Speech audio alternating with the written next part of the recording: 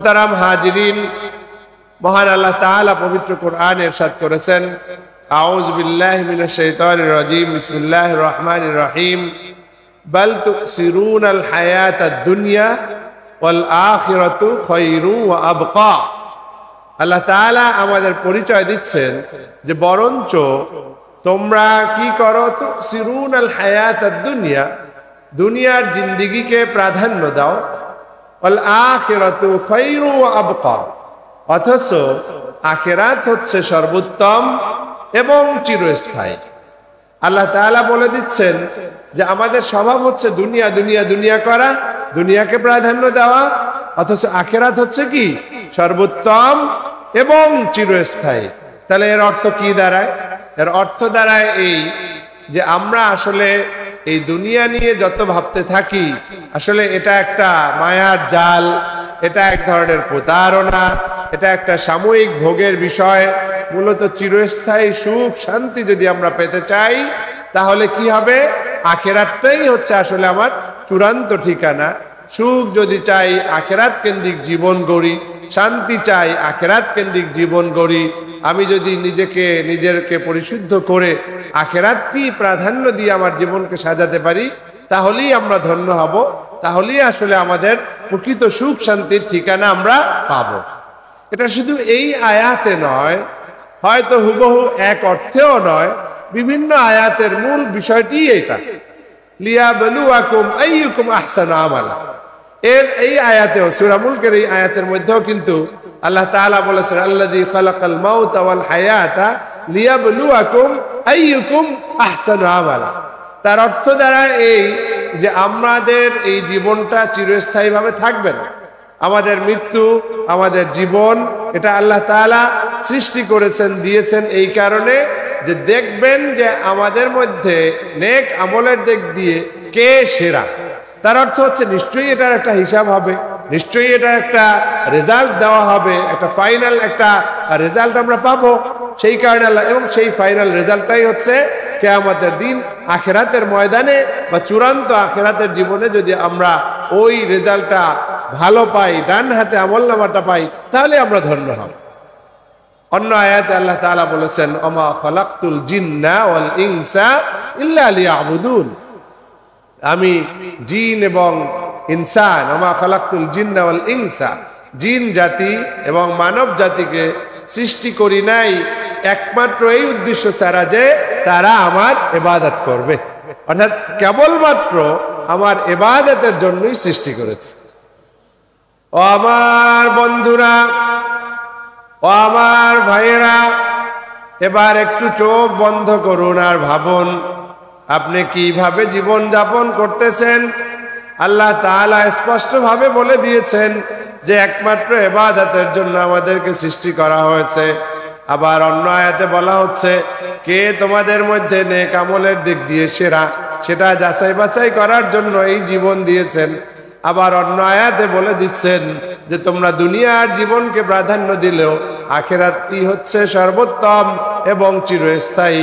মাত্র 2-3টা আয়াত বললাম, কিন্তু না না না, এই 2-3টি আয়াত শুধু নয়, এরকম অসংখ্য আয়াত পাওয়া যাবে পবিত্র কোরআনের মধ্যে, যেখানে সুস্পষ্টভাবে আল্লাহ তাআলা আমাদেরকে যে নিরর্থক সৃষ্টি করেন নাই সেটা ব্যাখ্যা দিয়েছেন।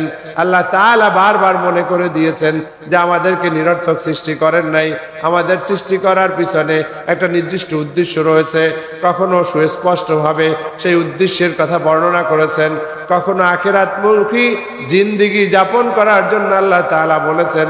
কিন্তু আমাদের দুর্ভাগ্য, আমরা শুধুমাত্র মুখে মুখে মুসলমান হলেও কাজে কর্মে অনেকের মধ্যে এই চেতনা জাগে না। আমরা হয়তো এখানে আসি, আমরা হয়তো ওয়াজ শুনছি, মাহফিল শুনছি, বছরের পর বছর এভাবে আমাদের যাচ্ছে, কিন্তু এখনো পর্যন্ত আমাদের নফসটা আমরা দমন করতে পারি নাই, এখনো পর্যন্ত আমাদের সংশোধন আসে নাই। এখনো দুনিয়া দুনিয়া দুনিয়া বলে আমরা চিৎকার করছি, আমরা কান্নাকাটি করছি, দুনিয়ার মোহে পাগল হয়ে আছি, ঠিক কিনা? এখন ঠিক তো বললাম যে ঠিক, কিন্তু এই পাগলামি তো ছাড়তে হবে, এই পাগলামি ছাড়তে হবে। দুনিয়ার পাগল হওয়া যাবে না, আখিরাতের পাগল হতে হবে। কদ আফলাহা মান যাক্কাহা ফাকাদ খাবা মান দাসাহা, তারাই সফল কাম যারা আত্মশুদ্ধি করলো, আর তারাই ব্যর্থ যারা আত্মাকে কলুষিত করলো। অতএব আমার বন্ধুরা, যদি আমরা জান্নাতি হতে চাই, যদি আমরা আখিরাতে মুক্তি পেতে চাই, যদি আমাদের আমলনামা আমরা ডান হাতে পেতে চাই, আমাদের মিজানে নেক আমলের পাল্লাকে যদি ভারী বানাতে চাই, তাহলে আউলিয়া কেরামের এই শিক্ষা অনুসারে, তাদের সোহবত অনুসারে, তাদের সোহবতে ধন্য হয়ে আমাদের কাজ হচ্ছে আমরা যে কোনো ভাবে আখিরাতকে আমরা কি করব, অগ্রাধিকার দিব, এবং আত্মাকে কলুষিত, আত্মা যেন কলুষিত না হয় সেই আত্মাকে পরিশুদ্ধ করার জন্য চেষ্টা করব। রাজি আছি ইনশাআল্লাহ? আত্মাকে কিভাবে পবিত্র করবেন? আত্মাকে পবিত্র করার জন্য অনেক অনেক বিষয় রয়েছে। নিজের জিন্দেগিকে পরিপূর্ণভাবে ইসলামের মধ্যে দাখিল করার জন্য অনেক অনেক বিষয় রয়েছে, কিন্তু সংক্ষিপ্ত সময়ের মধ্যে তো সবকিছু বলা সম্ভব নয়। আমি কয়েকটি বিষয় আপনাদেরকে মনে করিয়ে দিতে চাই। আল্লাহ তাআলা পবিত্র কোরআনে ইরশাদ করেছেন, আলা বিযিক্রিল্লাহি তাতমাইন্নুল কুলুব, আলা বিযিক্রিল্লাহি তাতমাইন্নুল কুলুব। অবশ্যই অবশ্যই ওহে, আল্লাহর জিকিরের মাধ্যমে অন্তর কি হয়? প্রশান্ত হয়, শান্তি লাভ করে। তাতমাইন্নুল কুলুব। এখন প্রশ্ন হচ্ছে জিকির কি? বিভিন্ন হাদিসে এই জিকিরের ব্যাপারে বলা হয়েছে। কোন কোন হাদিসে আফদালুজ যিকরি লা ইলাহা ইল্লাল্লাহ, কোন কোন হাদিসে বলা হয়েছে আফদালুজ যিকরি তিলাওয়াতুল কুরআন। এইভাবে ভিন্ন ভিন্ন রয়েছে। আমাদের কাজ হচ্ছে আমরা ইখতিলাফে জড়াইয়া না পড়ে বরং সবগুলোই গ্রহণ করা। আমরা কালেমা তাইয়্যিবার জিকির যেমন করব, নফিস বা জিকির আমরা যেমন করব, আমরা তেলাওয়াত করব, আমরা বেশি বেশি নফল ইবাদত বন্দেগী করব। এভাবে এই যে বয়ান হচ্ছে এটাও এক ধরনের জিকির। আল্লাহর আমরা গুণ ও গান গাচ্ছি, তার মাহাত্ম্য প্রকাশ করছি। যত উপায় আছে আমরা সব ধরনের উপায় অবলম্বন করে আল্লাহ তাআলার জিকিরের মধ্যে থাকব। ফাযকুরুনি আযকুরকুম ওয়াশকুরুলি ওয়ালা তাকফুরুন। তোমরা আমাকে স্মরণ করো, আমি তোমাদেরকে স্মরণ করব। তোমরা আমার শুকর আদায় করো, কখনো তোমরা কুফরি করতে যেও না। আমার বন্ধুরা, একটু যদি চিন্তা করেন তাহলে বুঝতে পারবেন, আপনি যদি আজকে কোনো একজন মন্ত্রী আপনাকে ডাক দেয়, অথবা আপনি যদি বলেন এমপি সাহেব, মন্ত্রী সাহেব একটু কথা শোনেন, সে যদি গাড়িটা থামাই আপনার কথা শোনে, কত শান্তি লাগবে যে এলাকার মন্ত্রী, এলাকার এমপি সে আমার কথা শুনতেছে। আল্লাহ তাআলা রব্বুল আলামিন আরহামুর রাহিমিন, সব সৃষ্টির জন্য তিনি রব, রব্বুল আলামিন, জগৎ সমূহের তিনি রব। সেই রব বলতেছেন ফাযকুরুনি আযকুরকুম, আমাকে স্মরণ করো, আমি তোমাদেরকে স্মরণ করব। শুনতে শোনায় হালকা কথা, কিন্তু চিন্তা করে দেখেন, গভীরভাবে একটু চিন্তা করে দেখেন যে আল্লাহ তাআলা আপনাকে স্মরণ করবেন। আর আল্লাহ তাআলা যা বলছেন বিন্দু মাত্র মিথ্যার অবকাশ এখানে নাই। অবশ্যই আল্লাহ তাআলা আমাদেরকে স্মরণ করেন। আমরা যখনই আল্লাহ তাআলাকে স্মরণ করি, সাথে সাথে আল্লাহ তাআলা আমাদের সেই স্মরণের উত্তর দেন, অর্থাৎ আল্লাহ তাআলা রিপ্লাই দেন, আল্লাহ তাআলা স্মরণ করেন। এর অনেক তাফসীর রয়েছে, সেই তাফসীর করার আমার সময় নাই। বড় একটি উজ্জ্বল দৃষ্টান্ত হচ্ছে সূরা ফাতিহার মধ্যে আমরা যেই আয়াতগুলো পড়ি, সাথে সাথে আল্লাহ তাআলা সেই উত্তর দেন। কি আপনারা শুনবেন? আল্লাহ তাআলা যে উত্তর দেন, এটা শুনতে চান? শুনতে চান? আমরা যখন সূরা ফাতিহার মধ্যে আমরা বলছি আলহামদুলিল্লাহি রাব্বিল আলামিন, একটু আমার সাথে পড়েন না, কারণ অনেক রাত হয়ে গেছে তো, আপনারা অনেকেই চলে যাচ্ছেন, অথবা একটু দেখতেছেন হঠাৎ করে চট্টগ্রাম থেকে আসছে অজানা মানুষ, এই আমার প্রথম, এই লোককে এখনো টেস্ট করা শেষ হয় নাই, যার কারণে দূরে বসে শুনতেছে যে বসবে কি বসবে না। তো একটু আপনারা যদি মনোযোগী হন, অন্যরাও বসে যাবে ইনশাআল্লাহ। তাহলে একটু সবাই আমার সাথে তেলাওয়াত করেন, আউযু বিল্লাহি মিনাশ শাইতানির রাজীম, বিসমিল্লাহির রহমানির রহিম, আলহামদুলিল্লাহি রাব্বিল আলামিন। আলহামদু মানে কি? সমস্ত প্রশংসা আল্লাহ তাআলার জন্য, যিনি রব্বুল আলামিন, যিনি রব্বুল আলামিন, জগৎ সমূহের রব, জগৎ সমূহের রব। এই জগৎ সমূহের তাফসীর করতে গেলে আমার অনেক সময় লাগবে। এক কথায় সেটা আলমে বরজাখ হোক, আলমে আরওয়াহ হোক, আরো যত ধরনের আলমের কথা হাদিস শরীফে এসেছে, সব আলমই শুধু নয় এভাবে আমরা জানি, বুঝি বা না বুঝি, সমস্ত আলম, সমস্ত জগতের মালিক কে? আল্লাহ। সেটা হোক মহাকাশ, হোক সমুদ্রের তলদেশ, হোক পর্বতমালা, জঙ্গল, বন, যত জায়গা আমরা দেখি বা নাই দেখি, বুঝি বা নাই বুঝি, সমস্ত জগতের মালিক কে? আল্লাহ। সেজন্য বলা হচ্ছে রব্বুল আলামিন। ও আমার বন্ধুরা, আপনি যখন এভাবে আল্লাহ তাআলাকে ডাকেন, আলহামদুলিল্লাহি রাব্বিল আলামিন বলেন, সাথে সাথে আল্লাহ তাআলা উত্তর দেন, হামিদানি আবদি, হামিদানি আবদি। যেহেতু আপনি আলহামদু বলেছেন, সাথে সাথে আল্লাহ তাআলা এভাবে উত্তর দেন। একটু আগে কোরআনের যে আয়াত পড়েছি, ফাজকুরুনি আযকুরকুম, তোমরা আমাকে ডাকো, আমি তোমাদেরকে তোমাদের ডাকে সাড়া দিব। তার একটি বড় প্রমাণ এটা হাদিসে কুদসি। এখন যেই হাদিসের আলোকে কথা বলছি এটা হচ্ছে হাদিসে কুদসি। আন আবি হুরায়রা রাদিয়াল্লাহু আনহু আন্না রাসূলুল্লাহ সাল্লাল্লাহু আলাইহি ওয়াসাল্লাম قال قال الله تعالى قسمت الصلاة بيني وبين عبدي نصفين ولعبدي ما سأل। নবী করিম সাল্লাল্লাহু আলাইহি ওয়াসাল্লাম বলেছেন, আমি নামাজকে, এই নামাজ বলতে মুফাসসিরিনে কেরাম, মুহাদ্দিসিনে কেরাম বলেছেন সূরা ফাতিহাকে আমি এভাবে অর্ধেক অর্ধেক সমান সমান দুই ভাগে ভাগ করেছি। বাইনি ওয়া বাইনা আবদি, আমার মাঝে এবং আমার বান্দার মাঝে এভাবে দুই ভাগে ভাগ করেছি। ওয়ালি আবদি মা সাআলা, আমার বান্দা যা চাবে তা আমি দান করব। বলেন না সুবহানাল্লাহ। ও আমার বন্ধুরা, আপনি একটু আগে আপনাদের সামনে বললাম, ফাজকুরুনি আযকুরকুম, তোমরা আমাকে ডাকো, আমি তোমাদের ডাকে সাড়া দিব। আর এই হাদিসে কুদসির মধ্যে সুস্পষ্ট ভাবে সেটার প্রমাণ পাওয়া গেল যে আল্লাহ তাআলা, আমরা যখন এই সূরা ফাতিহা পড়ব, আল্লাহ তাআলা সাথে সাথে এভাবে হাদিসে কুদসির মধ্যে বলে দিচ্ছেন যে আমি এই সূরাকে দুই ভাগে ভাগ করে নিয়েছি, আমার জন্য এবং আমার বান্দার জন্য অর্ধেক অর্ধেক, নিসফাইনে, এবং আমার বান্দা যা চাবে আমি তা দিব। বলেন না সুবহানাল্লাহ। ডাকার মতো ডাকলে খোদায় কেমনে শোনে না। আপনি যদি মনে প্রাণে ইয়াকিন নিয়ে আল্লাহকে ডাকেন, অবশ্যই অবশ্যই আল্লাহ তাআলা আপনার ডাকে সাড়া দিবেন।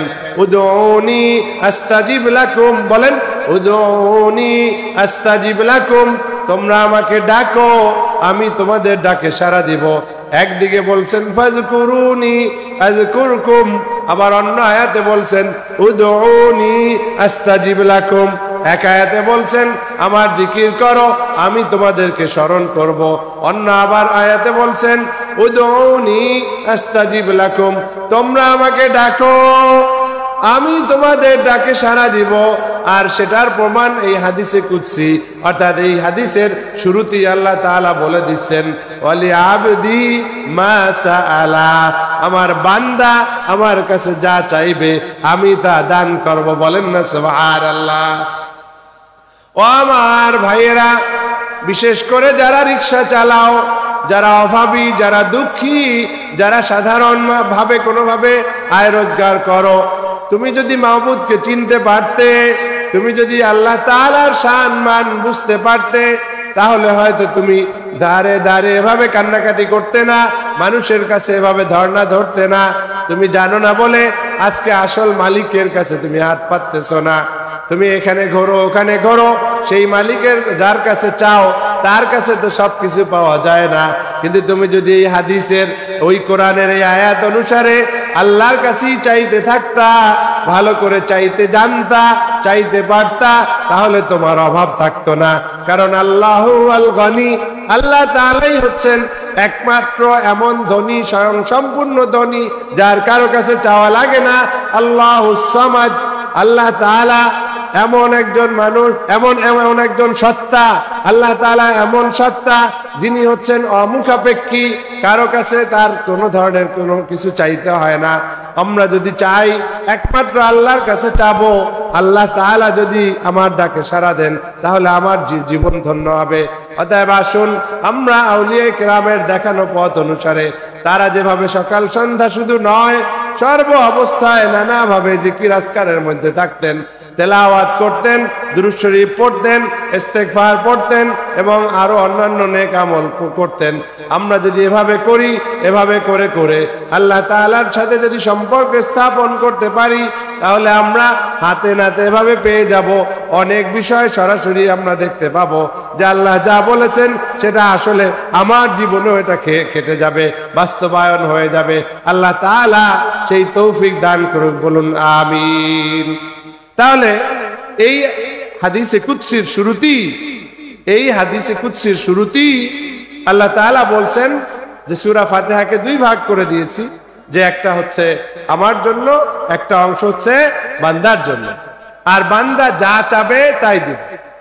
খেয়াল করে শুনবেন, আমি যেহেতু সুর দেওয়া ওয়াইজ নই, শিক্ষক মানুষ, সোজা বাংলায় বলবো, তাও আবার বরিশালের মানুষ, আপনাদের ভাষায়, সিলেটি ভাষায় সুন্দর করে বলতে পারবো না, তারপরেও চেষ্টা করব, আশা করি আপনারা বুঝতে পারবেন।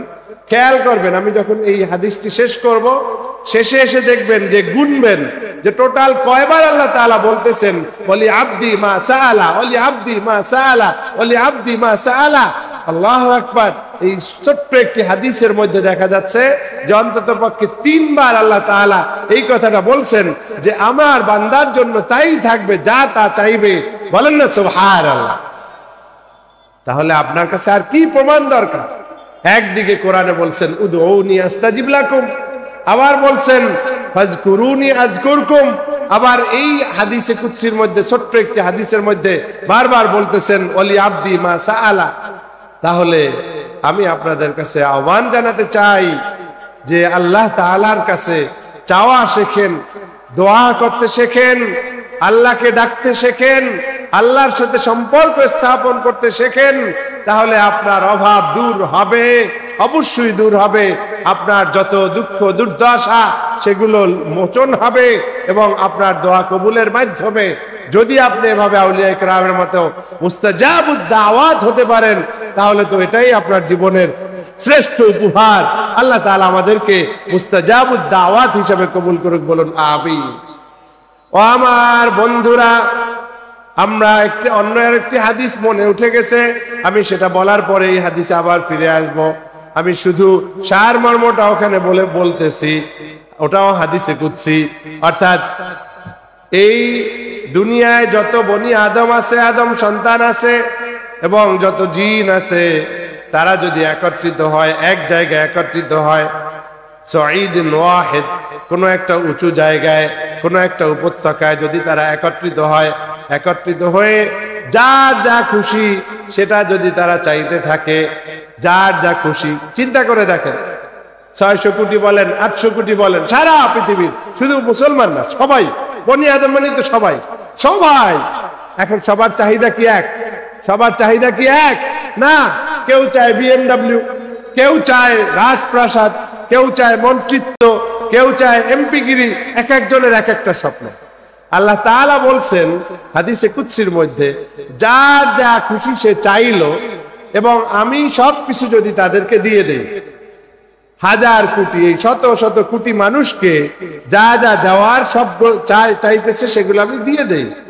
তারপরে তোমরা জেনে রাখো, মানুষটা শুধু জিনদেরকেও দিয়ে দেই, তাহলে তোমরা জেনে রাখো আমার এই যে বিশাল ভান্ডার খাজাইন, এই ভান্ডার থেকে সবাই মিলে, এই কোটি কোটি মানুষ, 1000 কোটি মানুষ মিলে কি নিতে পারবা? একটা সমুদ্রের মধ্যে একটা সুই যদি ঢুকানো হয়, সেই সুইয়ের মাথায় যতটুকু পানি ওঠে অথবা তার চেয়ে কম তোমরা নিতে পারবা। চিৎকার করে বলেন না সুবহানাল্লাহ। চিন্তা করে দেখছেন? আপনি তো জানেন না, আপনি তো বোঝেন না, সেই কারণে আসলে আল্লাহ তাআলার কাছে চায়ও না। রিক্সাওয়ালা চায় আল্লাহ আজকে যেন 200 টাকা পাইয়ে ঘরে ফিরতে পারি, কারণ তার তো 200 টাকাই হয়ে যায়, সে তো এর চেয়ে বেশি চাওয়াটাও শেখে না। আবার একজন যে এমপি মন্ত্রী, সে কয় আল্লাহ আমার 5 বারের জন্য এমপি বানাই দাও, সে তো ওর চেয়ে আর বেশি চিন্তা করা শেখে না। কিন্তু আমার রাসূল সাল্লাল্লাহু আলাইহি ওয়াসাল্লাম আমাদেরকে শিখিয়ে দিয়েছেন, তোমরা যখন চাইবে সেরাটা চাও। তার নমুনা কি? নমুনা হচ্ছে যখন তোমরা জান্নাত চাইবে, ফাসআলুল্লাহাল ফিরদাউসাল আ'লা, সুউচ্চ এই জান্নাতুল ফিরদাউস আল্লাহ তাআলার কাছে চাও। তাহলে আমরা নবীর উম্মত হয়ে আমরা আজকে বিশ্বব্যাপী নেতৃত্ব দেওয়ার যোগ্যতা হারিয়েছি এই কারণে যে আমাদের মধ্যে স্বপ্নও নাই, বড় হওয়ার স্বপ্ন নাই, চাইতেও জানি না, ফকিরের মতো চাই। ওই ফকির যেরকম 5 টাকা পাইলে খুশি, আমরাও সেরকম মনে করি যে এই তো হয়ে গেছে। ও আমার বন্ধুরা, আল্লাহ তাআলার কাছে চাইতে হবে, কারণ আল্লাহ তাআলা পবিত্র কোরআনে আমাদেরকে চাইতে বলেছেন, ওয়া ইযা সাআলাকা ইবাদি আন্নী ফাইন্নী করিব উজিবু দাওয়াতাদ দাঈ ইযা দাআন। হে আমার নবী, আমার বান্দারা যদি আপনার কাছে আমার ব্যাপারে জানতে চায় তাহলে আপনি বলে দেন যে আমি অতি নিকটেই আছি। ওদের দুশ্চিন্তা নাই, কোনো দোয়া, কোনো হাজত, কোনো প্রয়োজন যদি থাকে তাহলে আমি ওদের নিকটেই আছি। বলেন না সুবহানাল্লাহ। আমরা হয়তো মুসা নবীর মতো কথা বলতে পারছি না, আমরা হয়তো দেখতে পাচ্ছি না, কিন্তু আমাদের কিন্তু দেখার জন্য বা এই অনুভূতির কথা বলা হয়েছে। মাল ইহসান আন তা'বুদাল্লাহা কাআন্নাকা তারাহু ফা ইন লাম তাকুন তারাহু ফা ইন্নাহু ইয়ারাক। ইহসানের সংজ্ঞা নবীজি দিয়েছেন, তোমরা এমন ভাবে ইবাদত করো যে তুমি আল্লাহ তাআলাকে দেখতেছো। অতএব আমরা দেখি বা নাই দেখি, এই চিন্তা আমাদের মাথার মধ্যে থাকতে হবে। এই অনুভূতি রেখে আমরা আল্লাহ তাআলার কাছে দোয়া করব। আমরা দেখি বা নাই দেখি, আল্লাহ যেহেতু বলেছেন ফাইন্নী করিব, আমি অতি নিকটেই আছি, উজিবু দাওয়াতাদ দাঈ ইযা দাআন, আমি কোন যিনি দোয়া করেন, যে আমার কাছে দোয়া করবে আমি তার ডাকে সাড়া দিব, তার দোয়া কবুল করব। বলেন না আলহামদুলিল্লাহ। আল্লাহ তাআলা এভাবে বারবার কিন্তু আমাদেরকে বলেছেন, কিন্তু আমরা সেটা শুনতেছি না। আর দোয়া ও মুখুল ইবাদা, দোয়া হচ্ছে ইবাদতের মগজ। অতএব আসুন আমরা আল্লাহ তাআলার কাছে চাই, চেয়ে আমাদের যা যা প্রয়োজন সেগুলো নিব। এবার প্রশ্ন আসতে পারে, আমি কি চাইবো? আসলে আমি তা চাইবো পবিত্র কোরআনে আল্লাহ যেগুলো শিখিয়ে দিয়েছে, কারণ এর চেয়ে বড় আর কিছু আমরা পেতে পারি না। রব্বানা আতিনা ফিদ দুনিয়া হাসানা ওয়া ফিল আখিরাতি হাসানা ওয়া কিনা আযাবান নার। রব্বানা তাকাব্বাল মিন্না ইন্নাকা আনতাস সামিউল আলিম ওয়া তুব আলাইনা ইন্নাকা আনতাত তাওয়াবুর রহিম। ইয়াকা না'বুদু ওয়া ইয়াকা নাস্তাঈন। মুফাসসিরিনে কেরাম বিভিন্ন যুক্তি দিয়ে, বিশেষ করে এই 3টি দোয়া নিয়ে কেউ কেউ বলেছেন রব্বানা তাকাব্বাল মিন্না এটাই শ্রেষ্ঠ দোয়া, কেউ কেউ বলেছেন রব্বানা আতিনা ফিদ দুনিয়া হাসানা এটা শ্রেষ্ঠ দোয়া, কেউ কেউ বলেছেন ইয়াকা না'বুদু ওয়া ইয়াকা নাস্তাঈন এটা শ্রেষ্ঠ দোয়া। এবার দেখেন, এর তো মাত্র 3টা উদাহরণ দিলাম, কিন্তু পবিত্র কোরআন সূরা ফাতিহা থেকে শুরু করে পবিত্র কোরআন হচ্ছে দোয়ার ভান্ডার। বলেন না সুবহানাল্লাহ। মুফাসসিরিনে কেরাম সরাসরি রব্বানা রব্বানা উল্লেখ করে দোয়া আছে প্রায় 40টার মতো বা 40টা বা এর বেশি। আর রব্বানা সারা সরাসরি যেটাকে দোয়া বলা যায় সেটাও এভাবে আইডেন্টিফাই করেছেন। কোন কোন কিতাবের মধ্যে 80টি, কোন কোন কিতাবের মধ্যে 100টি দোয়া, যেটা সরাসরি দোয়া হিসাবে পাঠ করা যায়, আমল করা যায়। বলেন না সুবহানাল্লাহ। আর অনেক মুফাসসির বলেছেন যে না, এই 100 হোক 80 হোক এটা আসলে সরাসরি, কিন্তু আসলে পবিত্র কোরআনের ছন্দে ছন্দে, আয়াতে আয়াতে, লাইনে লাইনে দোয়া ভরা। বলেন না সুবহানাল্লাহ। হয়তো একটা বিষয়ের কথা বলা হয়েছে, তারপরই আবার ফাঁকে ফাঁকে আল আসমাউল হুসনা দিয়ে দেওয়া হয়েছে, তাহলে সেটা তো দোয়ার অংশ। ওয়ালিল্লাহিল আসমাউল হুসনা ফাদউহু বিহা, আল্লাহ তাআলার জন্য রয়েছে সুন্দর সুন্দর পবিত্র নাম, তোমরা সেই নাম ধরে ডাকো। তাহলে আল্লাহর নাম ধরে ডাকবো, সেটাও তো দোয়া, বলেন না সুবহানাল্লাহ। তাহলে পবিত্র কোরআনের মধ্যে ৮০টি হোক, ১০০টি হোক, অথবা আসমাউল হুসনা জড়িত বিভিন্ন আয়াতের মধ্যে থাকুক, যেই অজস্র অসংখ্য দোয়া রয়েছে, সেই দোয়াগুলো আমাদের নাম্বার 1 নিয়ে আসতে হবে, যেহেতু এই দোয়াগুলো আবার রাসূল করিম সাল্লাল্লাহু আলাইহি ওয়াসাল্লামও শিখিয়েছে। যেমন রব্বানা আতিনা ফিদ দুনিয়া হাসানা, এটা অন্যান্য নবীদের আমলের মধ্যেও রয়েছে এবং একই সাথে মহানবী সাল্লাল্লাহু আলাইহি ওয়াসাল্লামও সাহাবায়ে কেরামকে শিখিয়ে দিয়েছে, কোরআনের মধ্যে এটা রয়েছে। অতএব আমরা পবিত্র কোরআনের দোয়া শিখবো, আমরা হাদিসের মধ্যে যেই যেই দোয়া রয়েছে সেই দোয়াগুলো শিখবো। আমি আসলে অত্যন্ত ছোট মাপের একজন আলেম দাবি করাও ঠিক না, চেষ্টা করি কিছু এলেম অর্জন করতে। আমি দোয়ার উপরে কিছু বই সংগ্রহ করেছি, তাতেও যদি আপনারা কেউ আমার বাসায় আসেন চট্টগ্রামে, অন্তত হুবহু গুণী নাই, তাও 20-30টার বেশি হবে দোয়া। তারপরেও দেখি এখনো অনেক বই বাজারে আছে যেটা আমার কেনা হয় না। আল্লাহু আকবার। এবং এই দোয়াগুলো যদি আপনারা খেয়াল করেন, নবী করিম সাল্লাল্লাহু আলাইহি ওয়াসাল্লাম কি আবেগী ভাষায় আল্লাহ তাআলার কাছে দোয়া করেছেন, আপনি কান্না ছাড়া উপায় নাই। আমি 2-1টা উদাহরণ আপনাদের সামনে ইনশাআল্লাহ দিব, তখন বুঝতে পারবেন যে নবীর ভাষার মর্মটা কি, কতটা জামে মানে দোয়া তিনি করেছেন। অথচ আমরা ভিক্ষা করি, মানুষের কাছে হাত পাতি, মানুষের কাছে অ্যাপ্লিকেশন দেই, এই করি সেই করি, কিন্তু আসল মালিকের খবর নাই।